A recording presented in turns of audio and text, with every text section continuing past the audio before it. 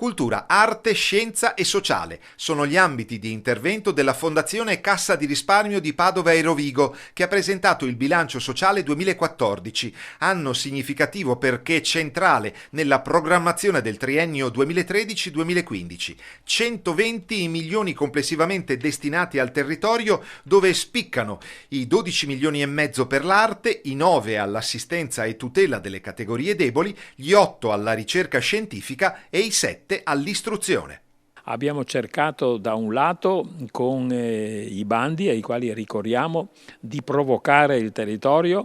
perché quello è un tramite di provocazione ma che ci consente al tempo stesso anche di conoscere bene e meglio quello che il territorio chiede ad una fondazione di origine bancaria come la nostra,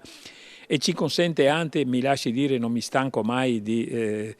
mettere l'accento su questi aspetti, di intervenire, perché le risorse si sa che sono sempre, se vogliamo, insufficienti rispetto alle esigenze che dal territorio promanano. Quindi esaminare le richieste presentate in una visione comparativa, andando a una definizione di graduatoria,